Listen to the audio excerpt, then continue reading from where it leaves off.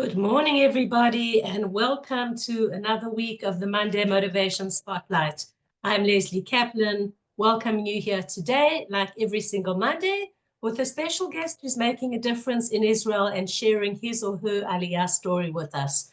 Thank you as well to our sponsors, ongoing sponsors, Nardis Advisors, as well as Eggert & Cohen Insurance. So those of you that are new to this podcast was started 2 weeks after the war, and we're still ongoing with all the stories. Our aim was to inspire on the one hand, as well as to give exposure to Israeli business owners, nonprofits, or people making a difference. So that's exactly what we have today. So I'm delighted. I'm going to spotlight her instead of me. I'm delighted to spotlight our friend and our colleague, Lauren Adilev. So for those of you that are not used to seeing Lauren with the head covering, Mazal Tov, she just dropped the bombshell that she got married 6 weeks ago, which we didn't know.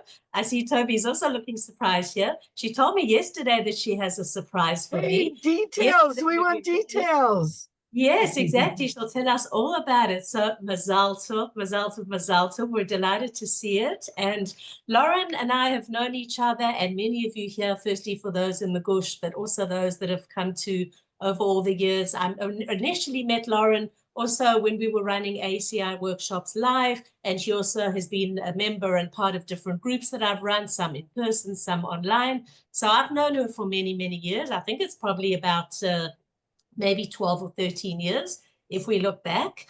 And Lauren, for those of you that know her, has gone through different stages and elements in her life where she's had many challenges, health-wise as well as personal. So I'm delighted to see on the personal side that things are coming right for you, and you'll tell us about the health, different things, and also with a positive, note that we were talking about.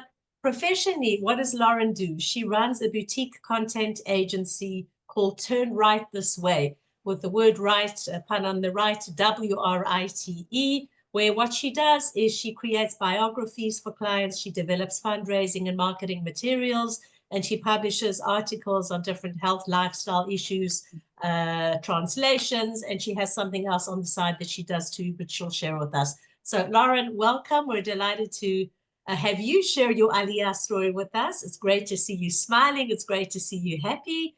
And shoot, tell us all about you. Tell us about your story and what you do. Okay. Hi, everybody. Good morning. I'm Lauren Adilev, and I made Aliyah in 1989 from Boston. I actually decided to make Aliyah when I was 9 years old. I went to a meeting of Young Judea, which is, the youth group of Hadassah. And this was the 70s when Israel, yes, I know now that economically it was very difficult here, but there were very few people in the country. Most people were at a low socioeconomic status, and it was very friendly here. And I remember listening to a group of people who had come back from Israel. They had been on a 10-month program, and the way they talked about Israel, after an hour, I said, that's it. I'm moving to Israel. And I first came here when I was 18. I went to Tel Aviv University to the overseas student program. And then I did a bit of college and some work in the States and came back in 1989. I lived in Tel Aviv for 4 years. My Aliyah was definitely difficult because the shaliach in Boston would not facilitate my Aliyah. Basically, anyone who came to him, he said, well, you're crazy because, why do you want to leave Boston and all the opportunities here? But I said, look, I'm Jewish and this is where I'm meant to be.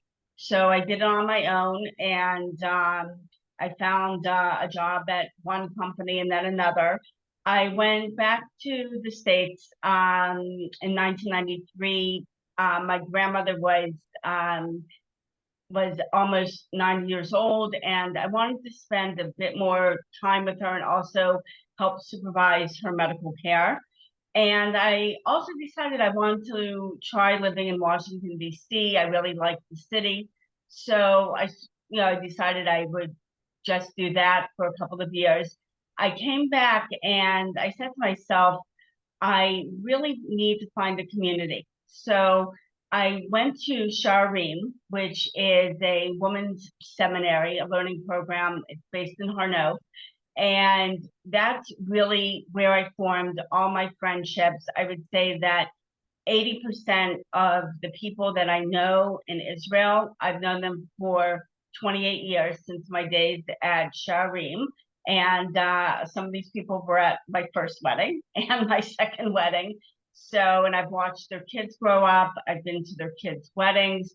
And also, so as we move along in life, you know, I love books. And I help people write books, and life is many chapters. So a big chapter for me was getting married and having my kids. Meira is now 22. Naftali is turning 18 in a couple of weeks. And I needed some work that would enable me to be with my kids at home and also really use my talents. So I had worked in one company developing advertising and marketing materials for a yearbook that was all about Israel. And so I started advertising my services, and my first project was writing a biography of this woman's father. And from there, I developed my company, and luckily I found that I've gone really from client to client, and I've had really, really wonderful clients. I've worked with some law firms. I've worked with private clients and developed biographies of a Shoah survivor. Two men were soldiers in World War II. And I really just enjoyed working with really everybody. One thing I want to say is that certainly something we talked about in business networking groups is pricing, and being true to your prices, being true to your talents. So what's interesting is recently I got an email from someone, and he said, I got your name from Yaqub Al-Katan or something like that. And I have a book and I need you to market it. So I got in touch with him, and he didn't know who this guy was, and I don't know who this guy is. And we started negotiating about the parameters of the project and the price. And what's interesting is I had a meeting with this guy a few weeks ago on Zoom, and I told my husband Chaim, I said, look, I said, if I'm meant to have the project, I'll have the project. He's going to agree to my terms. He's going to agree to the price. And I said, if he doesn't agree, I said, there's always another project. And luckily, he agreed to my terms. And so now I'm going to be developing this book, arranging the reviews, arranging the marketing. And something I want to say also is that just as I think that we're all pioneers in a certain way here, a lot of what I do, I haven't been trained for. I have, no training in marketing, no training in reviews, no training in publishing, but I just go ahead and do it. I just find a way to do it. And I think that that's really the spirit of Israel. And in the background of everything is that I have a rare illness called cutaneous T-cell lymphoma.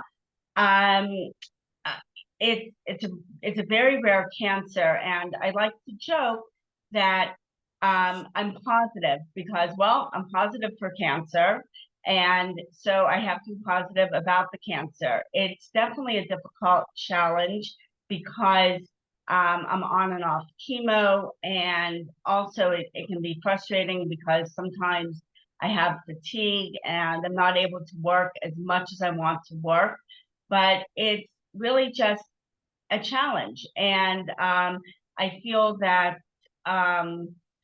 I've really received so much support from people, and I'm very grateful that here in Israel, we have the medical system that we do, and that's not a burden that, I don't have to sacrifice, all of the money that I make to, the medical system, which is fantastic.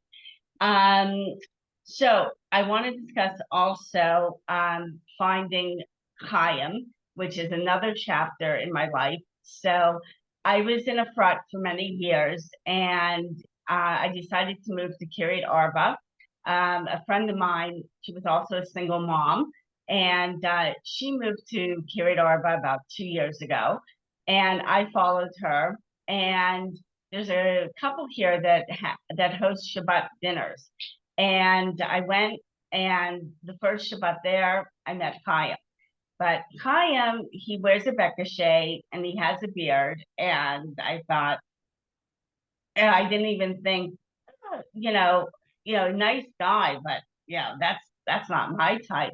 But over the next few months, I went to the Hartus for dinner, for lunch, and Chaim and I developed this rhythm of clearing the table and bringing out the food. And I could tell that, he really loved me. So last year at my daughter's wedding, I made a mistake.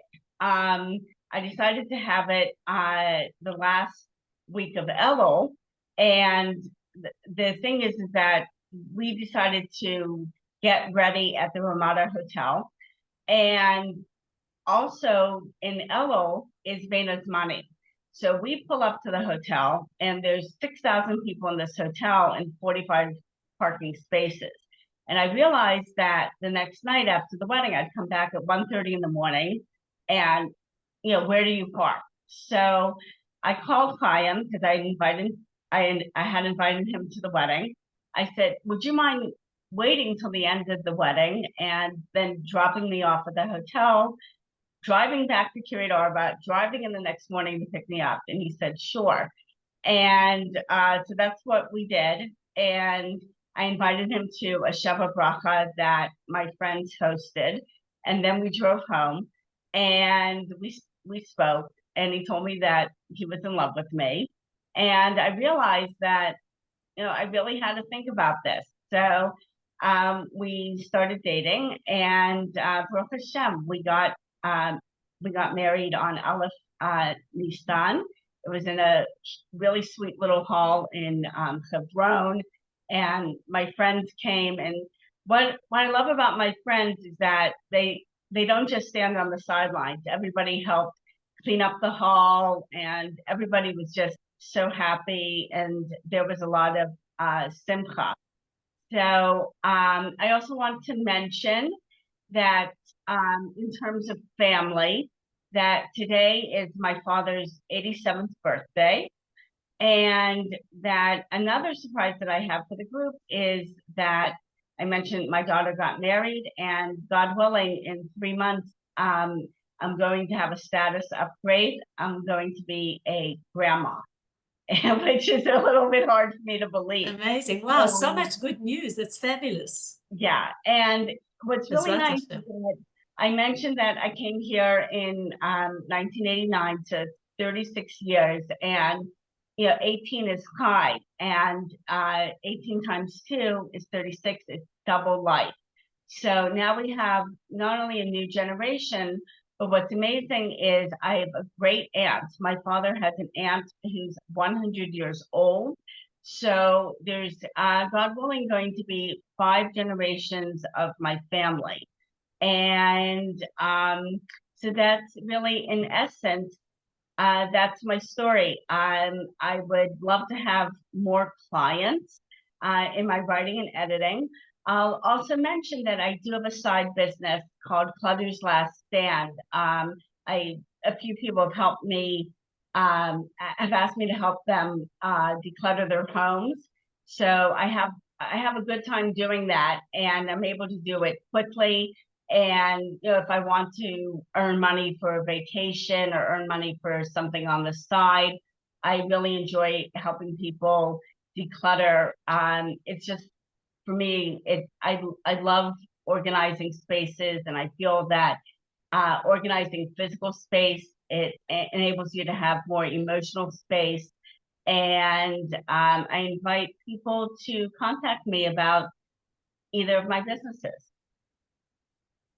Amazing, amazing. Firstly, we're so happy for you, and just to see you happy and to see you smiling, because we've seen you in all different stages. I'm sure that the others in the room can agree with that. You know, Lauren's been through her positive and negative stages like many of us. Share with us some more things about your business, Lauren, about the editing, the type of clients you're looking for, the type of work that you enjoy doing, and what you're most passionate about. So what I'm really passionate about is my biographies. This is the cover of the most recent biography that I edited. This client had written the story of her husband, but she needed me to edit it and to publish it. And this is one layout. It's not my favorite layout, but I'm not going to show any pictures because I need to keep her privacy. But I somehow after the wedding, I managed to also get this published, and she was just overwhelmed. My client just was so grateful that her husband's story was organized and that it's a legacy. And I have another client who told me that at her father's Shiva, I had compiled his biography, and she said that it was really helpful to have the book as a touchstone, and everybody who came to the Shiva came in and looked at his story and laughed at some of the anecdotes that people that I compiled, and they loved the pictures. And I would tell people, everybody has a story. You might think, oh, my story's not so interesting, but really, you know, especially here, just making Aliyah, your story is interesting, and it doesn't have to be like, wow, like I invented something or I discovered something. It's really, I would say, if you're around 60 plus, this everybody has a story, and you really should write it down for the generations. The other thing that I like to do is I like to write about health related issues. And I was discussing this with Lesley yesterday. Do I want to say publicly that I have cancer, especially because this is going to be on YouTube? Well, it turns out that I wrote an article 6 years ago about the cancer and about how it was difficult for me to find the diagnosis and find the correct treatment. And my current client found the article online, looked through the internet, fine. And he said that he was really inspired, and that one of the reasons that he wanted me to handle his book is because of what I've been through. So that's also in a way that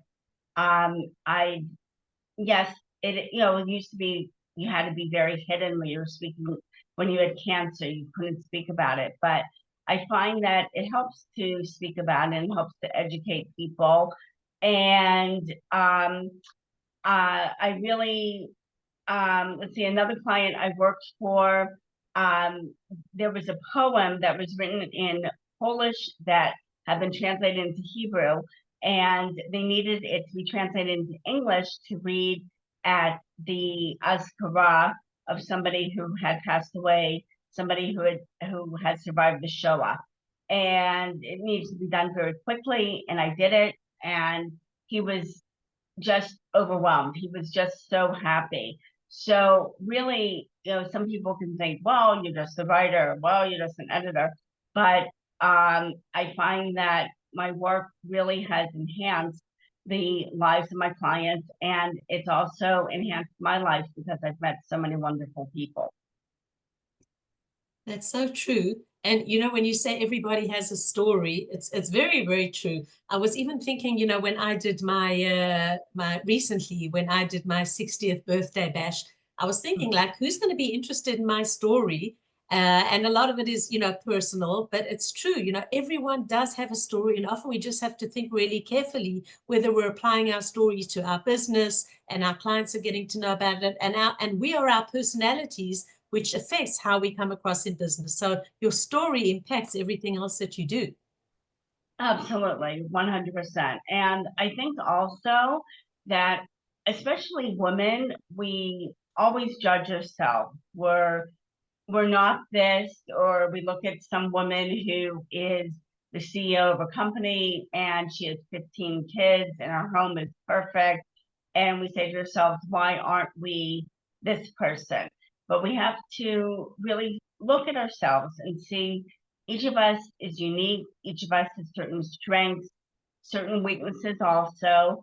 But that we are here. I think that just, even coming to Israel is, I think, especially a lot of us in the States, look, something I've discussed with Chaim is that I know somebody who lives in TNX. She has a 4th-floor home. She has this career. She and her husband are bringing in $500,000 a year. Okay. But, will their kids marry Jewish? Will their kids stay in a Jewish community? I know that my kids are really committed. And I have to say that about a week and a half after the war, 2 weeks, I sat down with my kids and my heart was in my throat. And I said, look, should your father and I have, raised you in the States? Should we have married? We married in 2001. It was in the middle of the 2000 war. And I said to them, I said, should we have looked at each other and said, okay, we met. That's very cute. Let's go back. Let's do the life in the States. And both of them said, Ima, no, absolutely not. We're so happy you raised us here. Everything's going to be okay. They have confidence. My son is very eager to be in a commando unit. Naftali's going to be starting Melech HaAretz, Salt of the Earth, which is a mechinah at the Dead Sea. He's already started intense physical training. And my daughter, I'll mention, is at Hadassah College. She's studying industrial design. She studied graphic design in college. She's very talented. And I really feel that living in Israel really gave my kids a lot of confidence. My son takes numerous buses and trains every week. He goes all over the country. He's been in a boarding school for 4 years, and that's given him really a certain set of life skills that he wouldn't have if I had raised my kids in the States. Definitely. I definitely see that the teens here and moving forward are far more independent on the whole because of the different lifestyle here. And those are amazing skills that we can give to our kids. So, Lauren, just to sum up, moving forward, what do you see for yourself, Lauren? That's so exciting. She's in a new marriage now. Mazal Tov, and also Bezrat Hashem, your first grandchild in the coming months. What do you see for Lauren moving forward, personally, career-wise? Okay, so well, I am interested in continuing my writing and editing work, which really is my love. I'm also combining that with I have an idea for a digital product which also focuses on organizing. I'm trying to find the person with the right skill set to help me. It's something that it really combines all my loves, organizing, writing, editing, and marketing. So it's a product that I really hope to debut in the fall. I just have to find the right person. And, also, Chaim and I, we really have a very full life. We find that even if we run an errand, it turns into a whole day. Chaim is a very spiritual person. People are attracted to him.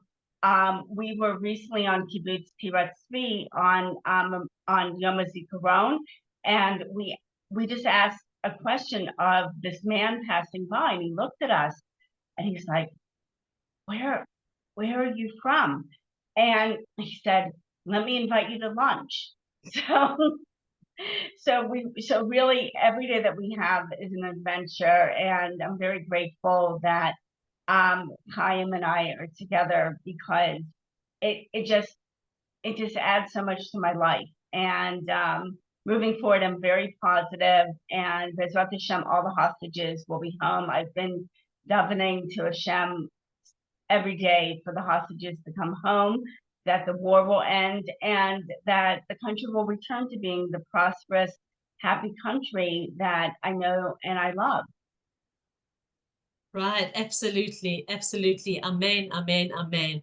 So, Lauren, thank you so much for being our guest on the Monday Motivation Spotlight. I'm Lesley Kaplan. You've been listening to Lauren Adilev, editor and writer. We're delighted to see you positive. We're delighted to see your life is turning in the right way now. And that's what life is all about. We go through ups and downs, and somebody mentioned the word resilience here, and that is so true. We are a resilient bunch. We're a resilient nation, and that's what we wish our dear country, Am Yisrael Chai. Before you log off, I want to remind you, and those of you that are on my mailing list and get my newsletter, you'll see it as well. Next week, we have a double event. So even if you're not in business, for those that are joining us here, we have we're going to have an amazing guest speaker. And then we also have afterwards for 90 minutes, and you can stay for however long you want. We have a wonderful panel of designers and stylists. And our topic is professional impact, how to dress, show up, and communicate success with confidence and credibility. So that impacts you, your body language, the way you show up, the way you dress, whether you're in business or not. It's wonderful for women. It's a panel of women, and we're going to have an amazing time. So thank you again, Lauren. Thank you for joining us on the Monday Motivation Spotlight. Of course, always with thanks to our sponsors, to Nardis Advisors, and to Eggert and Cohen. And maybe we only know safe days, quiet times, and Bezrat Hashem, next week, we will feel happy and confident that another hostage has been released. I guess we're all holding our breaths to see what happens. But in the meantime, stay safe, keep contributing like you always do to this amazing country, and stay positive. And I look forward to seeing you next week on the Monday Motivation Spotlight. Bye-bye. Thanks, everybody. Bye-bye.